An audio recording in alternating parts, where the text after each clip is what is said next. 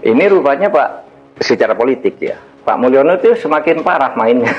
Pak Mahfud ini menyerang Jokowi itu di mana-mana. Atau ada udang di balik batu? Ada udang di balik batu. Ada udang di balik batu. Belakangan Pak orang melihat, kok Prof Mahfud begitu sekarang ya? Iya. Dulu termasuk orang yang selalu mengapresiasi Pak Jokowi. Apa sih target dia menyerang Pak Jokowi? Sebenarnya nggak ada, kalau hati kecilnya tuh dia senang sama Pak Jokowi. Cuman dia targetnya, gue bisa masuk lagi nggak di Prabowo. Kenapa Pak Mahfud ini jadi ikut kesurupan gitu? Terus ketularan Bu Megawati gitu, yang muntungan kayak gitu. Kalau Bu Mega ya sudah kita tahu dari dulu seperti itu gitu. Bahkan ada kecenderungan mereka mau ada juga yang mau boikot. Itu yang saya dengar, pelantikan Pak Prabowo. Mau boikot?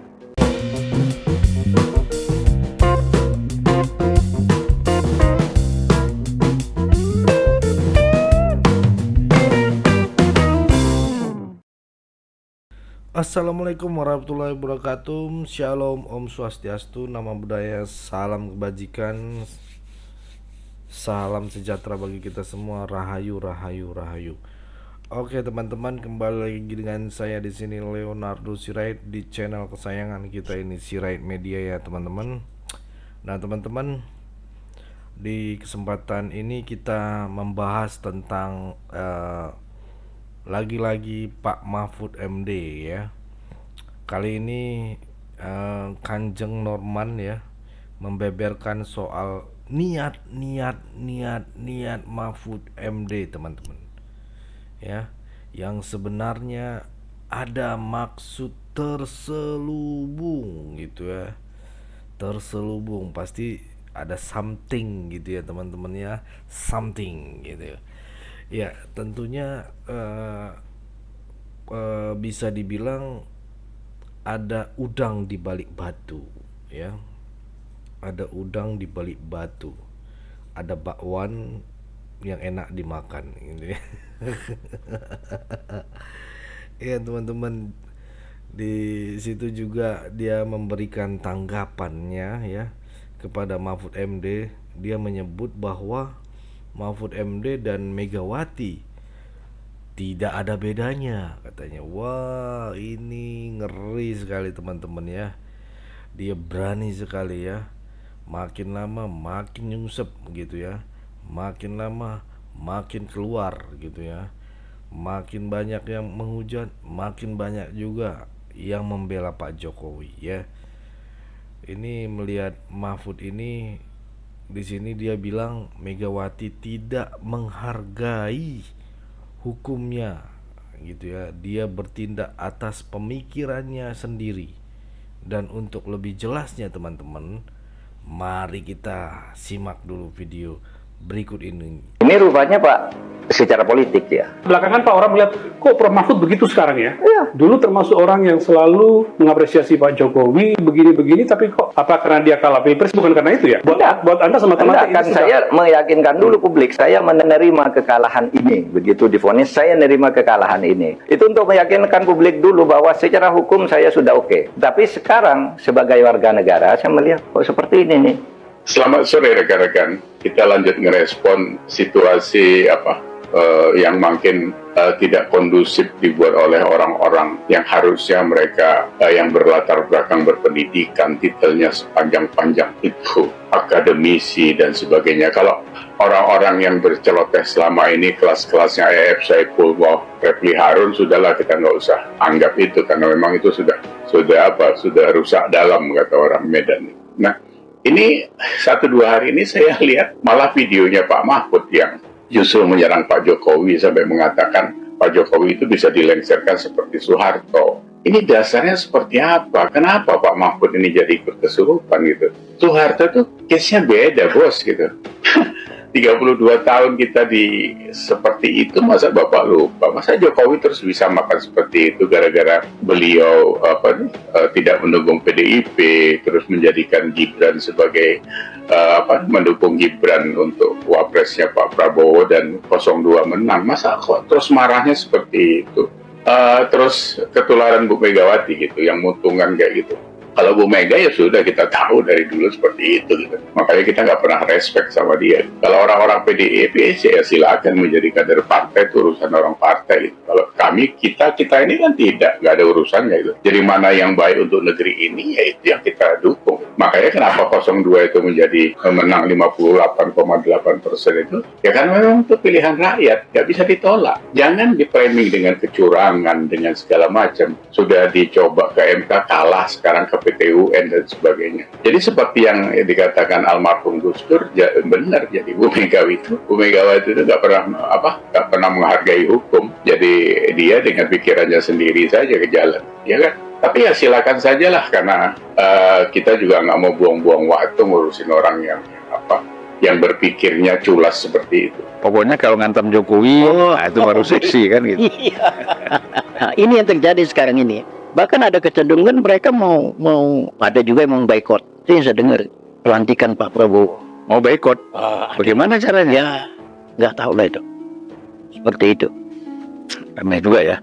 Itu yang terjadi, Bung. Saya melihat begini, ada mantan-mantan menteri yang mendapat kepercayaan dari Pak Jokowi misalnya ya, hampir 5 tahun, bahkan sampai sekarang belum diganti misalnya. Tetapi sudah mulai melakukan kritik-kritik tajam, Hujatan lagi, Pak. bahkan hujatan-hujatan, gitu kan? Terhadap Pak Mahfud ya. Ya, Pak Mahfud MD yang paling keras. Jadi yang sekarang yang paling keras Pak Mahfud, ya kan? Dia kan mundur dari kabinet bukan diberhentikan, tetapi karena dia menjadi cawapres kan gitu.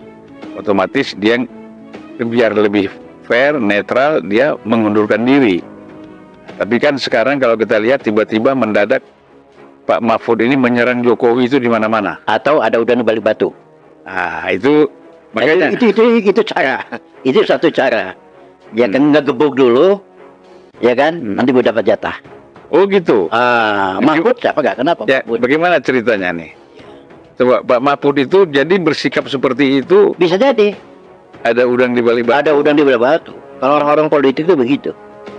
Tapi saya yakin dan percaya ya, rakyat Indonesia itu 80% suka dengan Pak Jokowi. Itu kan hasil survei. Ya, dan sampai sekarang.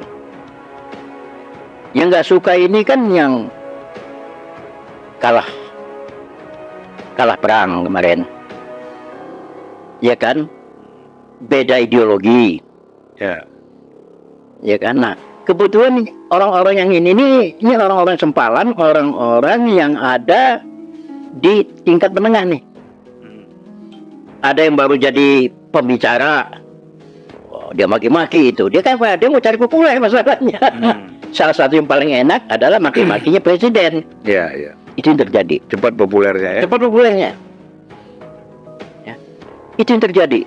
Yang nggak jelas, tiba-tiba dia populer hanya untuk diri dia. Kalau Pak Mahfud ya, tadi kan kita cerita ada udang di balik batu misalnya. Apa sih target dia menyerang Pak Jokowi menurut Kang Jeng? Sebenarnya nggak ada, kalau hati kecilnya itu dia senang mau Pak Jokowi. Cuman dia targetnya gue bisa masuk lagi nggak di Prabowo. Tapi kan nggak mungkin dong. Dah. Kalau dia udah nyerang Pak Jokowi mana? Ya, namanya politik, bagaimana? Politik kan 1 tambah 1 bisa 4, bisa 0. Itu yang saya lihat. Jadi kayak seperti Mahfud, seperti yang lain. Seharusnya ya, menteri-menteri ini yang ikutnya Pak Jokowi, seharusnya mempertanggungjawabkan hasil kerjanya ke masyarakat. Ini loh hasil hukum dan HAM selama 10 tahun. Politik, hukum, dan HAM. Ya, begitu juga ekonomi. Ya. Begitu juga sosial. Begitu juga infrastruktur. Jangan Pak Jokowi semua yang ngomong.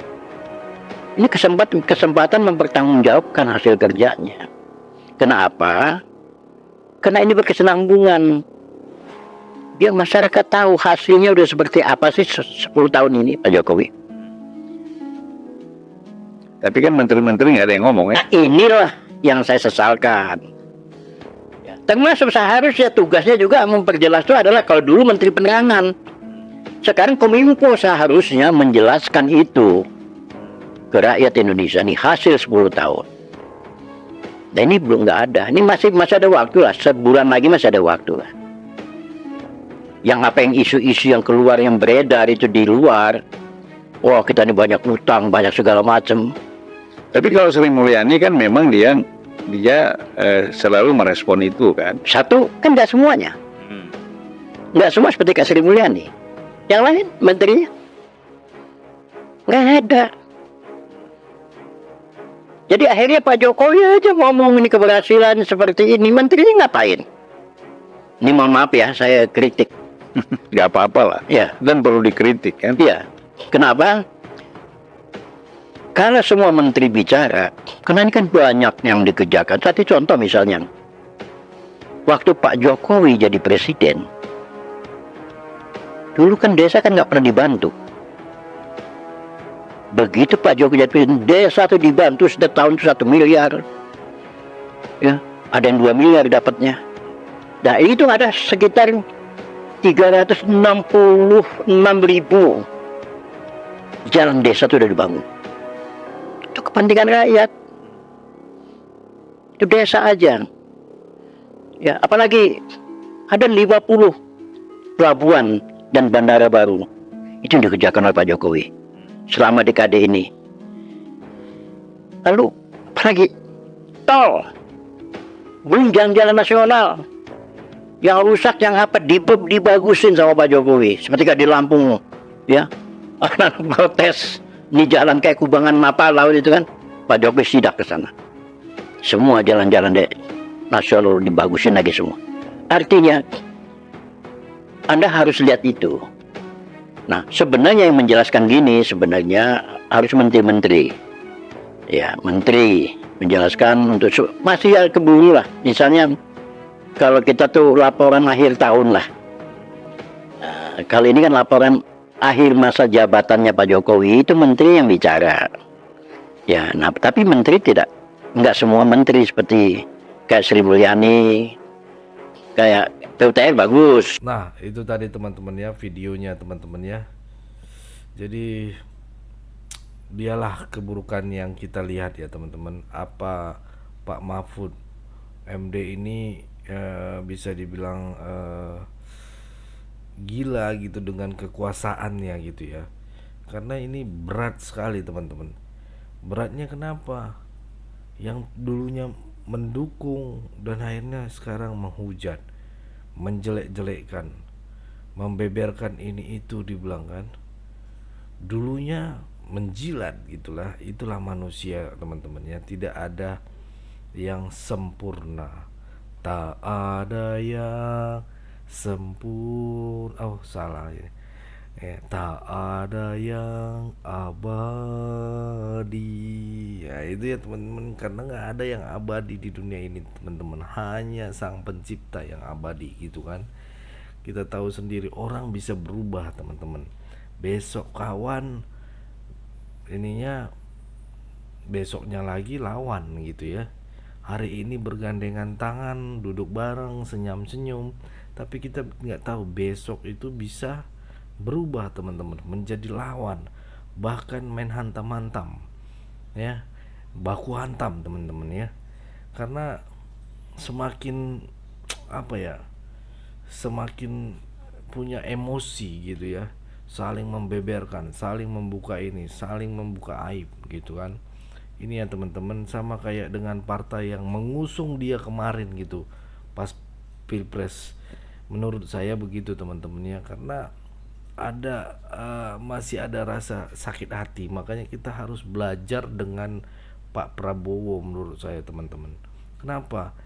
Dia itu mau masuk di kabinet. Kenapa? Tujuannya adalah untuk mensejahterakan rakyat Indonesia gitu, untuk membangun negeri ini gitu. Itu tujuannya, bukan untuk jabatan aja gitu kan. Tapi dia memang serius gitu. Ketika diajak Pak Jokowi untuk bergabung di parlemen gitu kan, di Indonesia Maju, dia siap gitu ininya, dan posisinya memang bagus gitu di Menteri Pertahanan. Tapi teman-teman, tapi kalau kita flashback lagi baik gitu ya, walaupun bagus tempatnya, strategis dan sebagainya, jabatannya, tapi kalau ada rasa kebencian, terus tidak ada belajar ikhlas, itu susah teman-teman. Itulah ibaratnya belajar ikhlas itu teman-teman. Kita harus belajar ikhlas dari apa yang diterima oleh Pak Prabowo. Pak Prabowo ketika kalah kedua kali, didatangi sama Pak Jokowi ke rumahnya, dikasih undangan untuk hadir di pelantikan. Itu berat sebenarnya teman-teman. Tapi apa? Pak Prabowo akhirnya belajar ikhlas gitu. Saya juga jujur belajar ikhlas gitu dari apa pengalaman yang dialami Pak Prabowo, dan akhirnya dia datang teman-teman. Ketika dia datang itu luar biasa gitu. Itulah ilmu ikhlas gitu. Bisa jadi teman-teman ya, bayangkan aja pemilihan RT RW aja kalau kalah pas pelantikan dan penyebutan, tidak mau itu datang teman-teman. RT RW gitu, ada hajatannya, tidak mau datang, udahlah gitu.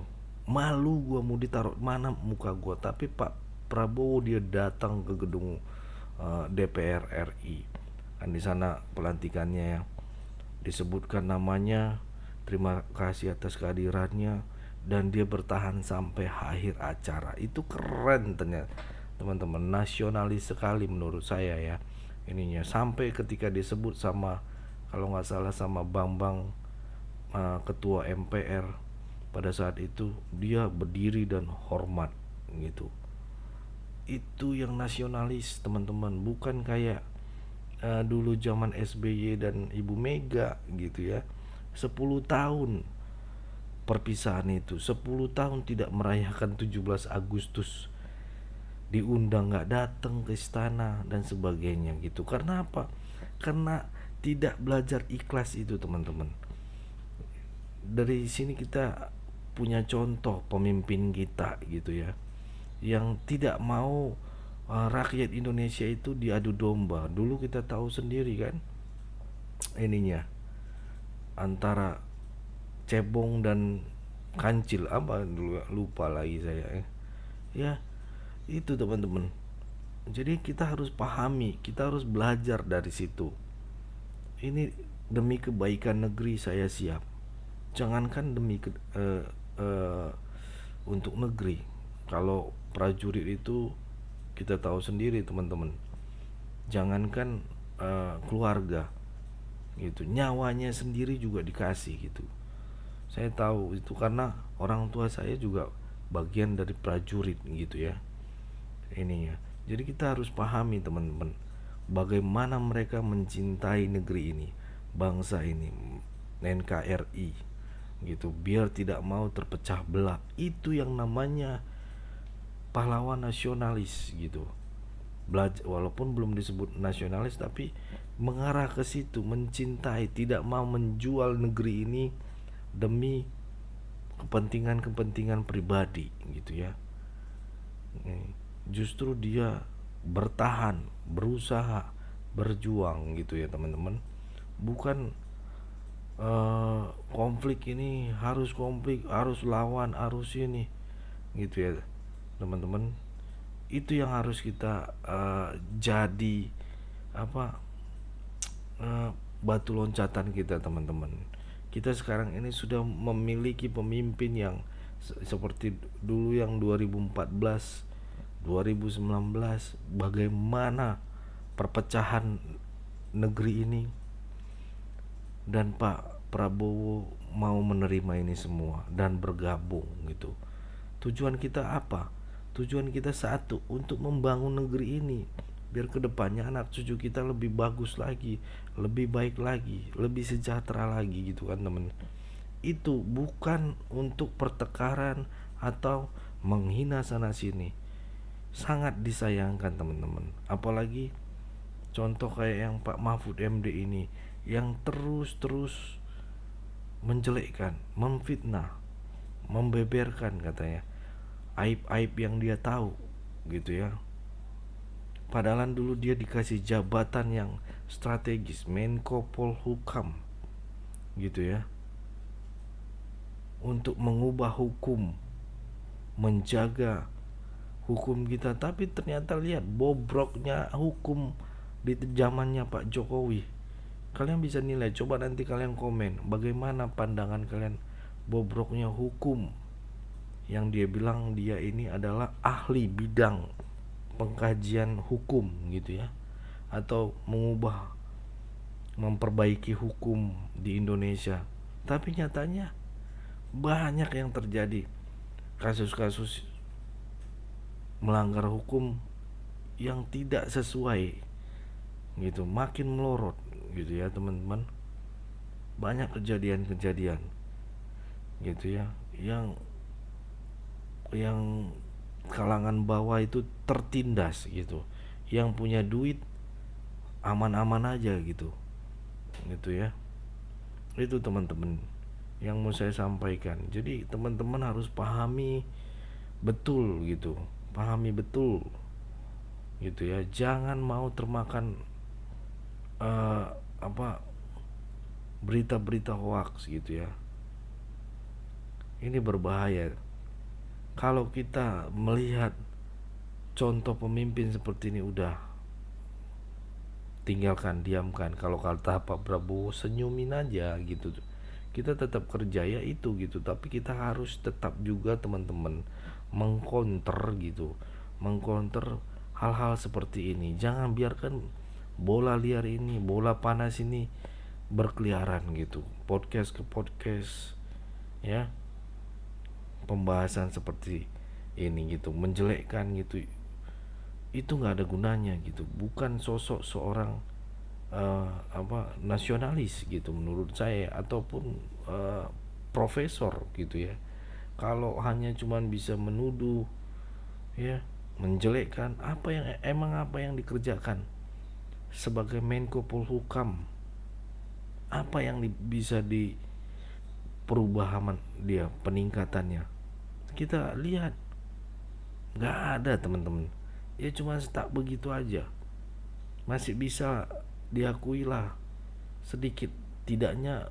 Kalau menurut saya Wiranto masih ada power yang kuat begitu ketika menjadi Menko Polhukam ya.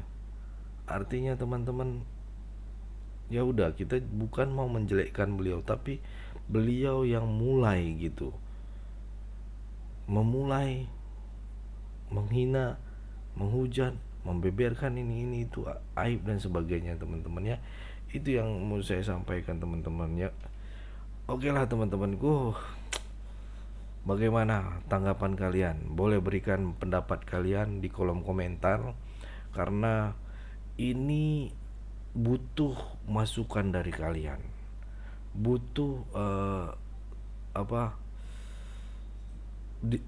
didiskusikan gitu, karena kolom komentar itu penting gitu ya teman-teman. Jadi kita bisa menyaring, mencounter, dan juga menobservasi gitu, apa masukan-masukan kalian dari apa pandangan-pandangan kalian dari video yang sudah saya ulas hari ini teman-teman ya. Itu aja teman-teman di kesempatan kali ini yang bisa saya bahas teman-teman. Pesan saya teman-teman, pokoknya tetap jaga persatuan Indonesia, jangan mau dipecah belah, jangan mau diadu domba, karena NKRI harga mati. Kelanjutan ya, berkelanjutan, Indonesia maju. Saya Leonardo Sirait, mohon undur diri, bye bye.